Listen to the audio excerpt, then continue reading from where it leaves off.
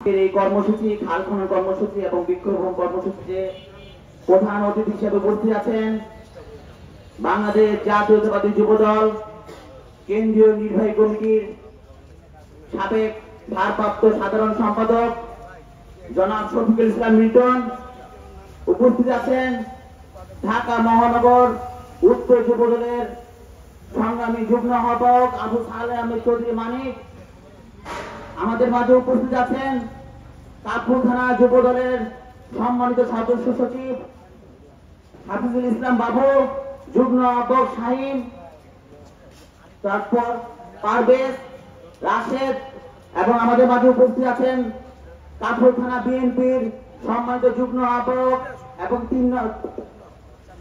4 নং ওয়ার্ডের সাবেক কাউন্সিলর পদপ্রার্থী জনি ভাই। উপস্থিত আছেন পশ্চিম ছাত্র দলের সাবেক সাধারণ সম্পাদক মামুন। উপস্থিত আছেন কামরুল সহ আমার যুবদল ছাত্রদল অঙ্গ সংগঠন নেতৃবৃন্দকে জানাই ঢাকা মহানগর উত্তর যুবদলের পক্ষ থেকে আন্তরিক শুভেচ্ছা এবং অভিনন্দন। প্রিয় উপস্থিতি ভাই বোনেরা, আজকে আপনাদের মাঝে এখানে কেন এসেছি আপনারা অবগত আছেন। আমাদের শফিকুল ইসলাম মিল্টন ভাইয়ের বিষয়ে একটি কথা বলবো আমি। আপনারা জানেন তার বাসস্থান ছিল ঢাকা 16 আসনে। এই 15 আসনে সে কেন এসেছেন? সে তো ইচ্ছে করে এখানে নির্বাচনী প্রচারণা করতে আসেননি, তাকে তো বিএনপি ভারপ্রাপ্ত চেয়ারম্যান পাঠিয়েছে। এটা তো আপনারা অবগত আছেন। তা না হলে বিএনপি অঙ্গ সংগঠন সহ প্রতিটা অঙ্গ সংগঠন কিন্তু উন্মুক্ত ভাবে তার সাথে কাজ করতো না।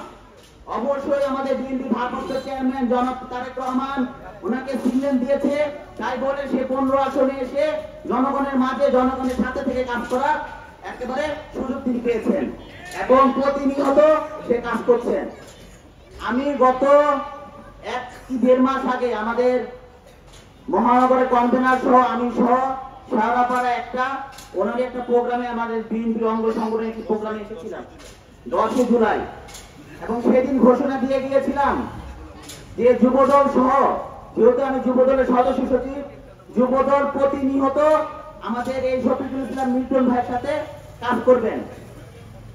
তার মাঝে আমি একটি ব্যক্তিগত কথা বলতে চাই। রাজনীতির মধ্যে কিন্তু কি বলে কম্পিটিশন থাকে, এটা তো সবাই জানেন।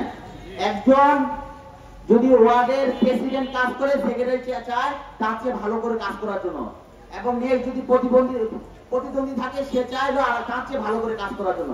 রাজনীতিতে প্রতিদ্বন্দ্বী থাকে, তাই বলে আমাদের বিএনপি ভারপ্রাপ্ত চেয়ারম্যান তারেক রহমানের কথা অবাধ্য করবে এরকম তো হওয়ার কথা না। কথা উনি বারবার ঘোষণা দিয়েছেন অঙ্গ সংগঠন কিন্তু ওনার সাথে কাজ করবেন। দুঃখের বিষয়, আমি এবং আমার কনভেনার সহ যুবদলকে একেবারে কঠিন ভাবে হুঁশিয়ারি দিয়ে বলে গিয়েছিলাম আমাদের এই শফিকুল ইসলাম মিল্টন ভাইয়ের সাথে কাজ করার জন্য। অনেকে এসেছে, অনেকে পরে এসেছে বা অনেকে আসেনি, তাদের ব্যবস্থা কিন্তু সাংগঠনিক ব্যবস্থা নেওয়া হবে। এটা আপনারা চিন্তা করে থাকেন। আপনাদেরকে আমরা যেহেতু দলের রাজনীতি করি, আমাদের বিএনপি ভারপ্রাপ্ত চেয়ারম্যান রাজনীতি করি, উনি যেটা বলবে সেটাই সঠিক, যেটা বলবে সেটাই সঠিক। শফিকুল ইসলাম মিল্টন ভাই, আজকে আমি যুবদলের মহানগরের সদস্য সচিব হয়েছি। আপনারা হয়তো অনেকে অবগত না, আমি যুবদলের ওনার হাত দিয়ে যুবদল করা। উনি অনেক ফাইট করে, আমি আপনাকে বলেছি যে প্রতিদ্বন্দ্বী থাকে, অনেক ফাইট করে আমাকে শাহলী থানা যুবদলের সভাপতি দায়িত্ব পালন দিয়েছিলেন, যার জন্য আমি ওনার কাছে আজীবন কৃতজ্ঞ। যে সময় উনি আমাকে দায়িত্ব দিয়েছিলেন ওই সময় অনেক কম্পিটিশন রাজনীতি আমাদের শাহলী থানা ছিল, যেটা উনি পরোয়া করে নাই, যার জন্য আমি এখন পর্যন্ত ওনার কৃতজ্ঞ। রাজনীতির প্রেক্ষাপটে ওনার সাথে আমি অনেক সময় থাকার পর আমি যেটা ওপেন ভাবে বলতে বাধ্য হলাম, মাঝখানে আমার 2 ভাইয়ের মধ্যে একটু দূরত্ব ছিল। এটা অনেকে জানা, অনেকে হয়তো জানা। আমার বিএনপি ভারপ্রাপ্ত চেয়ারম্যান ওনাকে যখন দায়িত্ব দিয়েছে, আমি যখন ওনার হয়ে কাজ করতে পারি, ওনার হয়ে প্রচারণা করতে পারি, তাহলে আপনাদের কি সমস্যা? আমি যাকে নেতা বানিয়েছি তাহলে আপনাদের কি সমস্যা? আপনাদের কোনো সমস্যা থাকার কথা না। আমি যদি আপনাদের নেতা হয়ে থাকি, আমি যদি সিনিয়র নেতা হয়ে থাকি, মহানগর সদস্য সচিব হয়ে থাকি, আমি যদি ওনার কোনো কথা অবদ্ধ না হয়ে থাকি, ওনার কথায় কথায় কাজ করে থাকি, আপনাদের কোনো সমস্যার কথা না। যদি আপনারা তো আমার কথা অবদ্ধ হয়েছিনি, যদি আমাদের বিএনপি ভারপ্রাপ্ত চেয়ারম্যানের কথা আজকের পর থেকে বলে যাওয়ার পর থেকে যদি কোনো যুবদলের নেতা ওনার বাইরে গিয়ে কাজ করে, তাহলে প্রতিদিন তার ব্যাপারে সাংগঠনিক ব্যবস্থা নেওয়া হবে। এবং উনি একটু কমিটির কথা বলেছেন, আমিও আমার ভাইয়ের কাছে, নেতা না আমার ভাইয়ের কাছে আমি অনুরোধ করবো যে দীর্ঘদিন যারা রাজপথে ছিলেন, রাজপথে কাজ করেছেন, আন্দোলন সংগ্রাম দিয়েছিলেন, এবং ওনাদেরকে দিয়ে যিনি উনি প্রস্তাবনা দেয় তাদেরকে আমরা গ্রহণ করে নিব। যেহেতু আপনারা জানেন, আপনারা অনেকে আমাকে সেক্টর কমান্ডার বলেন, আমি মিরপুর 10 নম্বরে আন্দোলন সংগ্রামে একেবারে অগ্রণী ভূমিকা পালন করেছি, অনেকে জানা। এখানে আমার যুব দলে অনেক ভাইরা ছিল, প্রথমে শুনে নাই, কিন্তু তাদের প্রতি আমার ভালোবাসা আছে যে তারা আমার হাত ধরে এই যে কাপুর থানা যুব দলের দায়িত্ব পালন করেছে। আমার অন্তরের অন্তঃস্থিতি থেকে তাদেরকেও আমি বারবার বলছি, যেহেতু আপনারা আমার আন্দোলনে ছিলেন, আন্দোলনে আমার সাথে ছিলেন, আমি চাই না আমার হাত দিয়ে আপনি সাংগঠনিক কোন ব্যবস্থা আপনি গ্রহণ করেন, আমি এটা চাই না। আমি আমার বড় ভাই শফিকুল ইসলাম মিল্টন ভাইকে বারবার বলছি, ভাই এই ব্যক্তিকে আপনি ছাড় দেন, আমি তাকে বুঝাই যে তাকে যেন ফিরিয়ে আনা যায় কিনা। উনি আমার কথা শুনেছেন, যার কারণে এখন পর্যন্ত যুব দলের কোন ব্যবস্থা উনি নেন নাই, এখন পর্যন্ত নেন নাই। স্বেচ্ছাসেবক দলে একটা কমিটি হয়েছে, আপনারা জানেন, সেই রাতে হওয়ার কথা ছিল। শুধু আমার অনুরোধে এখন পর্যন্ত তিনি ধৈর্য সহকারে দেখছেন যে যুব দলে কে কে তার দায়িত্ব পালন করছে। সুতরাং ধৈর্যের বাদ ভাঙবেন না আপনারা।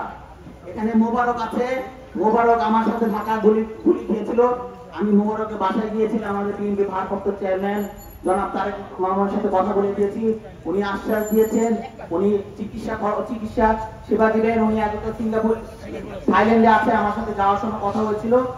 এবং আমি আবারও বলি, ভাইরা আপনারা দীর্ঘদিন আন্দোলন সংগ্রাম করেছেন। আমাদের বিএনপি ভারপ্রাপ্ত চেয়ারম্যান গত 5 দিন আগে একটি কথা বারবার বলেছেন, এতদিন আমরা কিন্তু অনেক কষ্ট করে দীর্ঘ 16 বছর স্বৈরাচারী সরকার নিপীড়ন নির্যাতন সহ্য করে কিন্তু আমরা আন্দোলন সংগ্রাম করেছি, অনেক মানববন্ধন করেছি, অনেক বিক্ষোভ করেছি, অনেক সভা সমাবেশ মহাসমাবেশ করেছি, অনেক কষ্ট করে অনেক যুবদল নেতারা, ছাত্র দলের নেতারা, মহিলা দলের নেতারা, অঙ্গ সংগঠনের নেতারা অনেক কষ্ট করে করে এই পল্টন বা এই যে প্রেস ক্লাবে সকাল ভোরবেলা 6:30টায় গিয়ে কিন্তু আমাদের প্রোগ্রাম করতে হয়েছে না? হয়েছে, সবাই কষ্ট করেছে। ইদানিং দেখা যায় আপনারা অনেকে এই নতুন নিউ কামার কিছু ছেলেদের নিয়ে আসেন, নিউ কামার ছেলেদের নিয়ে এসে আমাদের সাথে পরিচয় করে দেন যে আন্দোলন সংগ্রামে সে একটা ইউনিটের নেতা ছিল, ইউনিটের ভূমিকা পালন করছে, সে এখানে আন্দোলন করছে। আমরা খুব আন্তরিকতার সাথে, আমার শফিকুল ইসলাম মিল্টন ভাই বলেন, আমি বলেন, আবার যারা নেতা আছে সব আন্তরিকতার সাথে ভালোবাসার সাথে তাকে গ্রহণ করে নিই। কিন্তু সে দলে দলে যে আমলি করেছে সে কিন্তু তার কি ভালো জানি না। তাদেরকে সাথে নিয়ে আপনারা আমাদের পিছিয়ে দাঁড়া করার ছবি তুলেন, এই ছবি ভাইরাল হয়, আর ওই জামাত ছবি নেতারা বলে আমরা আমলকে আশ্রয় প্রশ্রয় দিচ্ছি। এই ধরনের ভাই আপনারা কাজ করবেন না, এই ধরনের কাজ আপনারা করবেন না। আপনারা জানেন এই 15 আসন খুব ডেঞ্জারাস জোন, এখানে প্রতিদ্বন্দ্বীকে এটাও আপনারা ভালো জানেন। সুতরাং আমাদের শফিকুল ইসলাম মিল্টন ভাইয়ের সাথে যদি আপনারা কাজ করতে চান, মনের শান্তিতে আন্তরিকতার সাথে কাজ করতে হবে। যদি না করতে চান তাহলে আপনার করার দরকার নাই, ক্ষতি করবেন না, দলের ক্ষতি করার কোনো অধিকার আপনার নাই। কাজ করতে যদি শফিকুল ইসলাম মিল্টন ভাইয়ের সাথে কাজ করতে যদি না চান তাহলে চলে যাবেন যে ভাই আমি আপনাকে পছন্দ করি না, আমি আজকের থেকে স্টপ, আমি ওই ভাইকে পছন্দ করি। দলের ক্ষতি করবেন না, দলের ক্ষতি করলে কি ব্যবস্থা হবে আমাদের ভারপ্রাপ্ত চেয়ারম্যান সাহেব বলে দিয়েছেন। দলের ক্ষতি যারা করে সে তো দলের শত্রু, জাতির শত্রু। সুতরাং বক্তব্য জীবনে অনেক লং বক্তব্য দিয়েছি, আমার ভাই শফিকুল ইসলাম মিল্টন ভাই বক্তব্য দিবেন, সবাই আমার কথাগুলি ধৈর্য সহকারে শুনেছেন এবং আপনি এই কথাগুলি পালন করবেন বলে আমি আশা করি। ধন্যবাদ। বাংলাদেশ জাতীয়তাবাদী যুব দল জিন্দাবাদ, শরীফুর রহমান চেয়ারম্যান জনাব তারেক রহমান জিন্দাবাদ।